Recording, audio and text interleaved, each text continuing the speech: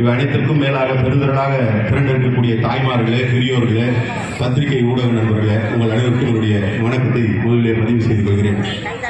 இதே இடத்தில் கடந்த 2 வாரத்திற்கு முன்பாக அடிப்படை வாழ்வாதாரத்தை பறித்து வருகிறது என்பது குறித்து ஒரு கண்டன ஆர்ப்பாட்டத்தை நடத்தியிருந்தோம். இன்றைக்கு சமையல் எரிவாயு கேஸ் தட்டுப்பாடு இருக்கிறது, பெட்ரோல் டீசல் தட்டுப்பாடு இருக்கிறது என்று ஒன்றிய அரசை கண்டித்து ஆர்ப்பாட்டம் நடைபெற்றுக் கொண்டிருக்கிறது. இதோடு மட்டுமல்லாமல் இது எல்லாவற்றோட தொடர்புடையது. அதான் ஐயா தமிழ்மொழி அவர்கள் சொல்றாங்க, எல்லாவற்றோட தொடர்புடையது. கேஸ்லாம் நமக்கு வீட்டுக்கு மட்டும் இல்ல, நீங்க ஹோட்டல்ல கேஸ் தேவைப்படுது. ஹோட்டல்ல கேஸ் சாப்பிடுறவங்களை மட்டும் பாதிக்காது, அல்லது ஹோட்டல்ல பயன்படுத்தக்கூடிய ஹோட்டல்ல நடத்தக்கூடிய உரிமையாளர்களை பாதிக்காது. நீங்க ஹோட்டல் தொழிலை நம்பி இருக்கக்கூடிய லட்சக்கணக்கான ஏழை எளிய மக்களாக இருக்கக்கூடிய தொழிலாளர்களை பாதிக்கும். இன்னும் சொல்ல போனா பெருநகரங்கள்ல இன்னைக்கு வீட்டுக்கு வீடு கொண்டு போய் கொடுக்குறாங்க பசங்க உணவுப் பொருளை, இந்த ஆப் மூலமா, ஸ்விக்கி, ஜொமேட்டோன்னு. அதுல ரொம்ப எளிய குடும்பத்தை சார்ந்த இளைஞர்கள் தான் அதுல வேலை செய்யறாங்க.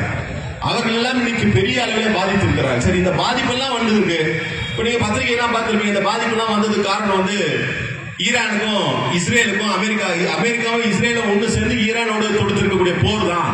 இதுக்கு நம்ம மோடி என்ன பண்ணுவாரு, இந்திய அரசு என்ன பண்ணுவோம்னு சில பேருக்கு சந்தேகம் எழலாம். ஆனா அப்படிப்பட்ட சந்தேகமே தேவையில்லை. இந்த சூழல் உருவாகி இருப்பதற்கு முழு முதல் காரணம் அல்லது முழு முதல் அடிப்படை மோடி தான் என்பது எந்த சந்தேகமும் தேவையில்லை. ஏன் தேவைன்னா, முதல்ல ஒரு சில விஷயத்தை புரிஞ்சுக்கணும். இப்ப நம்ம வீட்டுக்கு இந்த கேஸ் சிலிண்டர் வருது. நீங்க என்ன நினைப்பீங்க, இந்த கேஸ் சிலிண்டர் நம்ம எந்த ஏஜென்சியில சொல்றோமோ அங்க இருந்து சிலிண்டர் எடுத்து போடுறாங்க. அந்த சிலிண்டர் எங்க சிலிண்டர் ஃபேக்டரியில அடைச்சி இதை அனுப்புறாங்களோ அங்க இருந்து வரும் அப்படின்னு நினைக்கிறீங்க. ஆனா உண்மை என்னன்னா, இந்தியால இந்த மாதிரி வரக்கூடிய கேஸ்ல கிட்டத்தட்ட 85-90% எங்க இருந்து வருது அப்படின்னு கேட்டீங்கன்னா, வளைகுடா நாடு கூட நம்ம சொல்றோம்ல, துபாய், பஹ்ரைன், அபுதாபி எல்லாம் சொல்றோம் இல்லையா, வளைகுடா நாடுகள், அங்க இருந்து தான் இந்த கேஸ் வருது. இதை எடுக்கிறதுக்கான இடம் கடல்ல இப்ப இதுக்கு பேர் LPG, liquefied petroleum gas. Liquefied நேர்ல இருந்து எடுக்கிறாங்க. சரி, அப்படி கடல்ல இருந்து எடுக்கிற எரிவாயுவை எப்படி நமக்கு அனுப்புறாங்க? இன்றைக்கும் கூட இன்னைக்கு விமானம் இருக்குது, பல்வேறு போக்குவரத்து அமைப்புகள் இருக்குது. ஆனாலும் கூட உலக அளவுல எல்லா பொருட்களும் சேருது. இப்ப நாம இங்க அரிசி உற்பத்தி பண்றோம், கோதுமை உற்பத்தி பண்றோம்னா இது போய் சேர்றது ஏரோப்ளேன்லயோ ஹெலிகாப்டர்லயோ கொண்டு போய் சேர்க்க மாட்டாங்க. மற்ற நாடுகள்ல கடல் வழியா கப்பல்ல தான் போய் சேரும். கல்ஃப் நாடுனா, வளைகுடானா என்னன்னா, இங்க படித்த நிறைய பேர் இருக்கீங்க, வளைகுடானா கடல்ல இருக்கக்கூடிய அமைப்பு, நடுவில் இருக்கக்கூடிய நாடுகள், அதனாலதான் கல்ஃப். அப்போ கடல் வழியா, கடல் மார்க்கமாக இந்தியாவிற்கு கிட்டத்தட்ட 90% இந்த கேஸ் எங்க இருந்து வருது? வளைகுடா நாடுகள்ல இருந்து, கொஞ்சம் அமெரிக்கால இருந்தும் வருது. இந்த கேஸ் இங்க வந்த பிறகு அதுக்கப்புறம் அதை நம்ம ஒரு சில தொழிற்சாலைகள்ல அதை அடைச்சு இங்க அனுப்புறோம். அப்ப நமக்கு கேஸுக்கான சோர்ஸ் வளைகுடா நாடுகள் தான். இது ஒரு செய்தி. இன்னொரு செய்தி, இந்தியாவுக்கு பல்வேறு பொருட்களை வாங்குவதற்கு பல நாடுகள் இருக்கிறது. எப்படி நீங்க இப்ப திருக்கழுக்குன்றத்துல நீங்க மளிகை சாமான் வாங்கணும்னா உங்க விருப்பம், எந்த கடையில வேணுமோ போய் வாங்கிக்கலாம். ஒருவேளை இங்க யாரோ ஒருத்தர் ஒரு அதிகாரத்தை பயன்படுத்தி இல்ல நீங்க இந்த கடையில தான் வாங்கணும் அப்படின்னு சொன்னா நீங்க ஒத்துப்பீங்களா? ஒத்துக்க மாட்டீங்க. ஆனா என்ன கேவலம்னா, இந்தியாவுடைய பிரதமராக இருக்கக்கூடிய மோடி அமெரிக்கா கிட்ட அப்படி ஒத்துக்கிட்டாரு. ஏற்கனவே பல்வேறு பொருட்களை பல நாடுகள் இருந்து வாங்கிட்டு இருந்தோம். நம்ம எந்த கட்டுப்பாடும் இல்லாமல் வாங்கிட்டு இருந்தோம். கடந்த காலத்துல பிஜேபி ஆட்சியில் இருக்கும் பொழுது, வாஜ்பாய் இருந்த பொழுது கூட எந்த கட்டுப்பாடு இல்லாம வாங்கிட்டு இருந்தோம். இது எப்ப நடக்குது இந்த ஒப்பந்தம்னா, கடந்த பிப்ரவரி மாதம் ஒப்பந்தம் போடுறாரு. அப்ப அதுக்கு முன்னாடி நமக்கு யார் கொடுத்துருந்தாங்கன்னா, அமெரிக்காவுக்கு நேரெதிராக இருக்கக்கூடிய ரஷ்யா கிட்ட இருந்து நம்ம என்னெல்லாம் வாங்கிட்டு இருந்தோம். எண்ணெயை கன்செஷன் ரேட்ல, எப்படி நீங்க தொடர்ச்சியா ஒரு கடையில மளிகை சாமான் வாங்கினீங்கன்னா மத்தவங்களோட ஒரு 5% 10% டிஸ்கவுண்ட் தருவாங்களோ, அது மாதிரி ரஷ்யா என்ன பண்ணாங்க, நீங்க தொடர்ந்து எங்ககிட்ட என்ன வாங்குறீங்க, உங்களுக்கு நாங்க டிஸ்கவுண்ட் ரேட்ல தரோம் கொடுத்துட்டு இருந்தாங்க. ரஷ்யா கிட்ட இருந்து வாங்கிட்டு இருந்த எண்ணெயை அமெரிக்கா கிட்ட இருந்து வாங்கணும்னு ஒப்பந்தம் போட்டாச்சு. அது முடிஞ்சு போச்சு. அதுக்கு அடுத்த கட்டம், அங்க ஏற்கனவே அமெரிக்காவுக்கு பல்வேறு நாடுகளோட, குறிப்பா எண்ணெய் வளம் வைத்திருக்கக்கூடிய நாடுகள், ஏன்னா எண்ணெய் வளத்தை வச்சிருக்கக்கூடிய நாட்டை கைப்பற்றினாதான் அவனுடைய வளம் அதிகரிக்கும். அப்ப எண்ணெய் வளம் வைத்திருக்கக்கூடிய நாடுகளோட அவனுக்கு பிரச்சனை இருக்கு. இன்னொரு பக்கம் இஸ்ரேலுக்கு ஒரு பிரச்சனை இருக்கு. இஸ்ரேலுக்கு இருக்கக்கூடிய இன ரீதியான பிரச்சனை. எப்படி இன்னைக்கு பக்கத்துல இலங்கையில தமிழர்களுக்கும் சிங்களவருக்கும் பிரச்சனை இருக்கிறதோ, அது மாதிரி இஸ்ரேல்ல இருக்கவங்க இன ரீதியான பிரச்சனை. இன ரீதியான இருக்கக்கூடிய பிரச்சனை இஸ்ரேல கையில் எடுக்கிறான் அமெரிக்கா. இஸ்ரேல கையில் எடுத்து என்ன பண்றான், எண்ணெய் வளம் மிகப்பெரிய அளவில் இருக்கக்கூடிய ஈரானை போய் தாக்குதல் நடத்துறான். இதுல என்ன செய்தி அப்படின்னா, இந்த தாக்குதல் பிப்ரவரி 28ஆம் தேதி நடக்குது. 25ஆம் தேதி 26ஆம் தேதி நம்முடைய நாட்டு பிரதமர் வேறொரு நாட்டு பிரதமரை சந்திக்கிறார். அந்த வேறொரு நாட்டு பிரதமர் வேற யாரும் இல்ல, இஸ்ரேலினுடைய பிரதமரை சந்தித்து விட்டு வருகிறார். 25 26 பார்த்துட்டு வரார். போர் 28 நடக்குது. அப்போ இஸ்ரேல் பிரதமரை பார்த்துட்டு வந்து 2 நாள் இங்க வந்து பிரச்சனை ஆரம்பிக்குது. பிரச்சனை ஆரம்பிப்பதோடு மட்டும் இல்லாம ஈரானுடைய இன்னும் குறிப்பா வந்து இன்னைக்கு வந்து அதெல்லாம் வந்து இஸ்லாமிய நாடு, முஸ்லிம் கண்ட்ரிஸ். நாம வந்து ஒரு கோயிலுக்கு வந்து விரதம் இருக்கிறோம். விரதம் இருக்கிற காலத்துல யாராவது ஒருத்தர் பக்கத்து வீட்டுக்காரங்களோ இல்ல வந்து நமக்கு தெரியாத ஒரு ஆளோ வந்து தெரிஞ்சாலோ நம்ம கிட்ட வந்து ரொம்ப அமைதியா நம்ம வந்து வழிபாட்டு மனநிலையில இருக்கும்பொழுது நம்ம கிட்ட வம்பு வளர்த்தா நம்மளுடைய மனநிலை எப்படி இருக்கும்? நாமளே கோயிலுக்கு போறோம், நான் விரதம் இருக்கேன், ரொம்ப அமைதியான மனநிலையில இருக்கேன், தேவையில்லாம இவங்க வம்பு எடுக்கிறான் பாரு அப்படின்ற மாதிரி. அவங்களுக்கு நோன்பு காலம், இஸ்லாமியர்களுக்கான நோன்பு காலம். இந்த நோன்பு காலத்துல இவங்க எல்லாம் ரொம்ப ரிலாக்ஸா இருப்பாங்க என்கின்ற அந்த எண்ணத்துல அமெரிக்காவை இஸ்ரேலும் சேர்ந்து என்ன பண்றாங்க, ஈரான் மீது தாக்குதல் நடத்துறாங்க. தாக்குதல் நடத்துகின்ற பொழுது ஈரானுடைய அதிபர் இறந்து போறாருன்றது ஒரு பக்கம். இன்னொரு பக்கம் இன்னைக்கு இருக்கக்கூடிய அறிவியல் வளர்ச்சியில இப்ப இந்த இடத்துல ஏதோ ஒரு தாக்குதல் நடத்தினா கூட அமெரிக்கால இருக்கிறவன் ஏவுகணை வச்சு தாக்க முடியும். குறிப்பிட்டு இந்த பஸ் ஸ்டாண்டை தாக்கணும்னா கூட முடியும் அவனால. அப்படி வந்து ஒரு தாக்குதல் நடக்குது. ஒரு பள்ளிக்கூடத்தின் மீது தாக்குதல் நடக்குது ஈரான்ல. 128 குழந்தைகள், பெண் குழந்தைகள் இறந்து போறாங்க. அதுக்கு காரணம் சொல்றோம் அமெரிக்கா, நாங்க தெரியாம அடிச்சிட்டோம், அது எந்த வகையிலும் ஏற்றுக்கொள்ள முடியாது. இது இவ்வளவு பெரிய தாக்குதல்கள் எல்லாம் நடக்குது. உணர்வு நமக்கு இருக்கும். அப்போ அந்த நாடு ஈரான் நாட்டு மக்களுடைய உணர்வுகளை கூட மதிக்காம எதுவுமே பண்ணல, இது எதுவும் பண்ணல, எந்த விதமான ரியாக்ஷனும் கொடுக்கல. இன்னொரு பக்கம் என்ன ஆகுதுன்னா, ஏன் ஈரான் ரொம்ப முக்கியம், ஈரான் பகுதியில அந்த கப்பல்கள் வரக்கூடிய ஒரு வளைகுடா இருக்கு. அது நீங்க மேப்ல பாத்தீங்கன்னா தெரியும், ரொம்ப குறுகலான ஒரு வளைகுடா. அது வழியா தான் கப்பல் எல்லாமே வரணும். எந்த நாட்டுக்கு போனா நமக்கு என்ன வரணும், கேஸ் வரணும், எது வரணும் அந்த பக்கம் தான் வரணும். அவன் ஈரான் என்ன பண்ணிட்டா அதை க்ளோஸ் பண்ணிட்டான். க்ளோஸ் பண்ணிட்டா நமக்கு வந்து எந்த விதமான வாய்ப்பும் இல்லாம கப்பல் போக்குவரத்து மூலம் வரல. என்ன இல்ல, அமெரிக்காவும் வந்து தடுமாறா நம்ம கொடுக்காம. இப்ப என்ன பண்றோம், வேற வழி இல்லாம ரஷ்யா கிட்ட கேட்கணும். அதுக்கும் அமெரிக்கா என்ன பண்றான், ரொம்ப தாராள மனசு அமெரிக்காங்க. நீங்க இப்ப வேணா ரஷ்யா கிட்ட வாங்கிக்கங்க. எப்போ ஒழுங்கா வாங்கிருந்தோம் நம்ம ரஷ்யா கிட்ட, ஒழுங்கா நம்ம வியாபாரம் பண்ணியிருந்தோம், அதை கெடுத்தாங்க அமெரிக்காவும் நம்ம மோடியும். ட்ரம்பும் மோடியும் சேர்ந்து இந்திய நாட்டு மக்களுடைய எண்ணெய் வளத்துல அல்லது எண்ணெய்க்கு தேவையான விஷயத்த வாங்கிடுறான். அதை அவன் சொல்லவே கூடாது, வேணும்னா நம்ம வாங்க போறோம். ஆனா அதை விட எந்த அளவுக்கு அமெரிக்காவிடம் கட்டுப்பாடாக அல்லது அடிமைத்தனமாக இந்தியாவை கொண்டு போய் அடகு வச்சிருக்காரு மோடின்றதுக்காக சொல்றேன். இப்ப ரஷ்யா கிட்ட போனா என்ன சொல்றான், நான் கொடுக்குறேன், உனக்கு பழைய ரேட்ல எல்லாம் தர முடியாது, நீ தான் எண்ணெய் விட்டுட்டு போய் அங்க போய் எண்ணெய் வாங்கினிய, இப்ப எதுக்கு உங்களுக்கு டிஸ்கவுண்ட் தரணும்? இது எண்ணெயினுடைய நிலை. கேஸ் நிலை என்னன்னா, அந்த வளைகுடா வழியா கப்பல்கள் எதுவுமே வரல. சரி, இதெல்லாம் ஏன் மோடி வந்து பொறுப்புன்றனா, இப்ப ஏதோ ஒரு வகையில இந்த மாதிரியான ஒரு போர் வரப்போகிறது நிச்சயமாக மோடிக்கு தெரியும். ஏன்னா 28ஆம் தேதிக்கு முன்னாடி 2 நாள் முன்னாடி அவர் தான் பாக்குறாரு இஸ்ரேல் பிரதமர். இப்ப எப்படி வந்து கொரோனா ஆரம்பிச்சது கூட உங்களுக்கு தெரியும். உடனே திருச்சிருப்பு ஒரு நாள் வரல. நம்ம வந்து செய்திகளை பாக்குறோம், சைனால வந்துடுச்சு, இங்க வந்துடுச்சு, அங்க வந்துடுச்சுன்னு பாக்குறோம். ஆனா என்ன பண்ணாரு மோடி, எல்லாம் வந்து தட்டு எடுத்து அடிங்கன்னாரு, டார்ச் எடுத்து அடிங்க, விளக்கு ஏத்துனாரு. ஏதாவது நிறுவனங்கள், குறிப்பா ஹோட்டல்கள், அவங்க வந்து கேஸ் தவிர்த்துட்டு கரண்ட் அடுப்பு பயன்படுத்துறாங்களோ அவங்களுக்கு எல்லாம் டிஸ்கவுண்ட், கரண்ட் பில்லுல டிஸ்கவுண்ட். இப்படி பல்வேறு நடவடிக்கைகளை தமிழ்நாடு எடுத்து வருகிறது. ஆனா இந்திய அளவுல மற்ற மாநிலங்கள் பெரிய அளவுல பாதிக்கப்பட்டிருக்கிறது.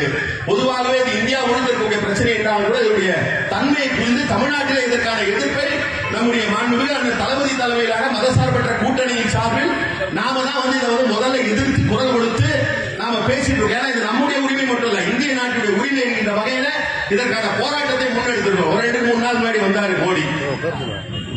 அதாவது இது வந்து தமிழர்கள் மட்டும் இல்ல, இந்தியர்களை ஒட்டுமொத்தமாக வந்து எவ்வளவு மூடர்கள் என்று மோடி நினைக்கிறாரு, மக்களை எப்படி ஏமாத்தலாம் நினைக்கிறாரு அப்படின்றத வந்து நம்ம புரிந்து கொள்ள முடியும். எதுக்கு வந்தாரு தமிழ்நாட்டுக்கு அப்படின்னா, அனுப்ப போறாரு.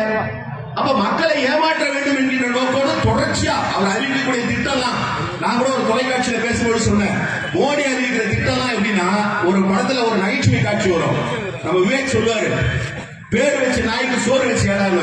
அந்த மாதிரி இவன் பேர் வைக்கிறான் எல்லா திட்டத்துக்கும். அதுக்கு சோறுன்ற மாதிரி நிதியை கொடுக்கறதே கிடையாது. தமிழ்நாட்டில் இருக்கக்கூடிய எந்த திட்டத்துக்கும் நிதியை கொடுக்கறது கிடையாது. அப்படிதான் வந்து மறுபடியும் ஏமாத்திட்டு போறாரு. மோடியை கூட அவன் ஏதோ வேற ஸ்டேட் தமிழ்நாட்டு தமிழ்நாட்டு மக்கள் மீது அவங்களுக்கு அக்கறை இல்ல, தமிழ்நாட்டுல பிஜேபி ஒன்னும் டேக் ஆஃப் ஆகாது, ஒன்னும் நடக்காது, ஒன்னும் இங்க வந்து வேகாது நம்ம கதை, அதனால மோடி நம்ம மேல ஒரு வெறுப்புல இருக்காரு, ரைட்டு. ஆனா தமிழ்நாட்டு மக்களாலேயே வளர்ந்து, இன்னும் சொல்ல போனா தமிழ்நாட்டு மக்களால் ஆட்சியில அமர வைக்கப்பட்டவர்கள், தமிழ்நாட்டு மக்களால் பல்வேறு பதவியில் அமர வைக்கப்பட்டவங்க எடப்பாடி பழனிசாமியா இருக்கட்டும், இல்ல அவரோட கூட்டணியில் இருக்கக்கூடிய மற்றவர்களா இருக்கட்டும், இவங்கெல்லாம் மோடி உட்கார்ற அந்த இடத்துல கொஞ்சம் கூட வெக்கமே இல்லாம தமிழ்நாட்டு மக்களுக்கு துரோகம் செய்யக்கூடிய நிலையில அந்த மேடையில உட்கார்றாங்கன்றதை நீங்க புரிந்து கொள்ள வேண்டும். அப்படியானால் மோடி எதை தமிழ்நாட்டு மக்களுக்கு எதிராக செய்தாலும் அதுக்கு வந்து இவங்க வந்து ஒத்து போவாங்க அப்படின்ற மனநிலை இருக்கக்கூடிய அவர்களை புரிந்து கொள்ள வேண்டும். இதுதான் இன்னைக்கு சூழல். இன்றைக்கு இந்த சூழல் ஏற்படுவதற்கு காரணம் மோடி தான். மோடி மட்டும் காரணம் இல்ல, மோடிக்கு உறுதுணையாக என்ன நடந்தாலும் தமிழ்நாட்டு மக்கள் கண்டுக்க மாட்டாங்க, இவங்களா ஏத்தி விடுறாங்க பாருங்க.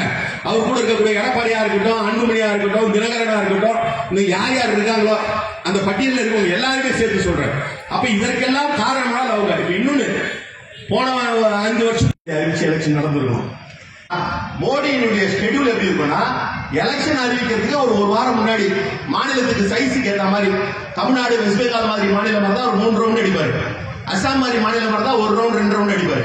இவர் ரவுண்ட் எல்லாம் அடிச்சு முடிச்சு எல்லாம் ஓகே, இங்க இருக்கிற கூட்டணி கட்சி எல்லாம் கரெக்ட் பண்ணிட்டோம், கொடுக்க வேண்டியதா கொடுத்துட்டோம், பேச வேண்டியதா பேசிட்டோம், மிரட்ட வேண்டியதா மிரட்டிட்டோம், சேர்க்க வேண்டியதா சேர்த்துட்டோம். இப்ப அனௌன்ஸ் பண்ண எலெக்ஷன் டேட் அப்படின்னு தமிழ்நாட்டுல தாமரையும் மலராது, விசுலாம் அடிக்காது, இலையும் துளுக்காது. இதான் தமிழ்நாட்டினுடைய இன்றைய நிலை.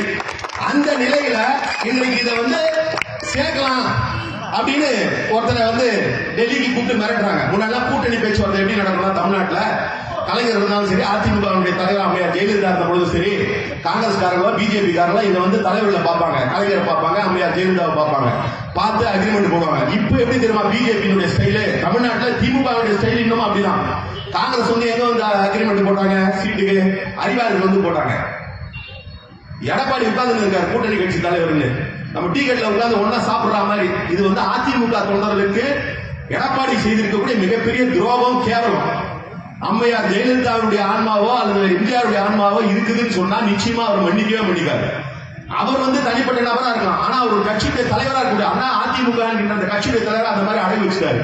இப்ப பிஜேபியினுடைய ஸ்டைல் என்னன்னா, கூப்பிடுவாங்க, வாங்க எடப்பாடி உங்க மேல இவ்வளவு வழக்கு இருக்கு, இந்த மாதிரி கான்ட்ராக்ட் ஊழல் இருக்கு, உங்க சம்மதிக்கு கொடுத்த வழக்கு இருக்கு, வாங்க தம்பி விஜயபாஸ்கர் வாங்க உங்க மேல குட்கா வழக்கு இருக்குது, தம்பி எம்ஆர் விஜயபாஸ்கர் வாங்க உங்க மேல இந்த வழக்கு இருக்குது, வாங்க வேலுமணி வாங்க உங்க மேல ஸ்மார்ட் சிட்டி வழக்கு இருக்கு, ரத்த விஸ்வநாதம் வாங்க நீங்க கரண்ட் வாங்கின வழக்கு இருக்கு, என்ன இந்த வழக்குக்கெல்லாம் எல்லாம் உள்ள போறீங்களா இல்ல கூட்டணிக்கு வரீங்களா? ஐயா கூட்டணிக்கு ஓகே ஓகே. அடுத்து ஒருத்தர் வந்திருக்கிறாரு, சம்பந்தமே இல்லாம அவரே போய் வாலண்டியரா வண்டியில ஏற மாதிரி வாலண்டியரா கேஸ் போட்டு சிபிஐ கேஸ் கேட்டாரு. சிபிஐ கேஸ் கேட்டாரு. அவர் என்ன சிபிஐனா அவர் வந்து சினிமாவில் சிபிஐ நினைச்சிருக்காரு. ஏதோ ஒரு மம்முட்டி வருவாரு, ஒரு மோகன்லால் வருவாரு, வந்தாங்கன்னா அந்த ஒரு ஆபீசர் வச்சு கரெக்ட் பண்ணிட்டு போயிடலாம் அப்படின்னு நினைச்சாரு. சிபிஐல என்ன பண்ணா இவரோட உண்மையான வண்டவாளத்தெல்லாம் எடுத்துட்டான். நம்ம போலீஸ் அவங்க கட்சி தலைவர்கள் கிட்ட, தலைவர்கள்னா பேருக்கு தலைவர்கள், தலைவர்கள் சொன்னவங்களாம் தலைவராக முடியாது, அவங்க அந்த தகுதியை வளர்க்கணும். அந்த தகுதியை அவருக்கும் கிடையாது, அவர் கூட இருக்கணும் கிடையாது என்பது வேறு. அவங்க கட்சி பொறுப்பாளர்கிட்ட நம்ம போலீஸ் சொன்னதெல்லாம் இருக்கு, பதிவாயிருக்கு. சீக்கிரம் வாங்க, இந்த டைமுக்கு வாங்க, ஜனங்களுக்கு பெரிய நெருக்கடி ஆகும், கேஷுவாலிட்டிஸ் ஆகும்லாம் இருக்கு. இதெல்லாம் எடுத்து வச்சுட்டான். வச்சுட்டு இப்ப மிரட்டுறான்.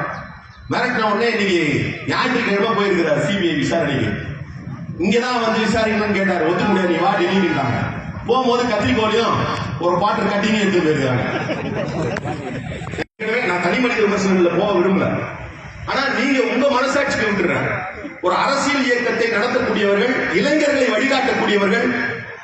அண்ணா இருந்தாரு, மொழி போராட்டம் நடக்கும்போது மாணவர்களை கூப்பிட்டு சொன்னாரு, மொழி போராட்டம் மக்களுடைய போராட்டம் தான், அதற்காக உங்களுடைய வாழ்வை அழித்துக் கொள்ளாதீங்க, நீங்களாம் படிச்சு வரணும். அதுக்கு முதல்ல வந்து சில பேர் அதை கூட திருச்சி பேசினாங்க, வேற மாதிரி பேசி பார்த்தாங்க. அப்படி இல்ல, அவங்க கிட்ட இருந்து அந்த போராட்டத்தை கையில் எடுத்தாரு. அண்ணா அந்த போராட்டத்தை நடத்தினாரு. அண்ணா நடத்திய போராட்டம், அண்ணா மாணவர்களை வழிகாட்டியதான் இன்றைக்கும் திராவிட இயக்கத்தை ஒட்டி இருக்கக்கூடிய பல்வேறு இயக்கங்கள்ல நான் உட்பட என்னுடைய தலைவர் எழுச்சித்தமிழ் உட்பட நாங்களாம் மேடையில் நின்று மக்களிடம் பேசுகிறோம் என்று சொன்னால், அன்றைக்கு அந்த திராவிட உணர்வு ஊட்டிய இளைஞர்களை எப்படி வழிகாட்ட வேண்டும் என்பதுதான். இன்னைக்கு இளைஞர்கள் சில பேர் அவங்களே செட் பண்ணி பேசுறாங்க டிவியில. அந்த டிவியில பேசுற இளைஞர்கள் சொல்றத, இதே மாதிரியான சூழல் உங்க குடும்பத்தில் இருக்க ஒருத்தருக்கு ஆணோ பெண்ணோ நடந்ததுன்னா அந்த இளைஞர்கள் சொல்வது போல நடந்து கொண்டால் நீங்கள் ஏற்றுக்கொள்வீர்களா? அது உங்க குடும்பத்தை நீங்க அங்கீகரிப்பீங்களா?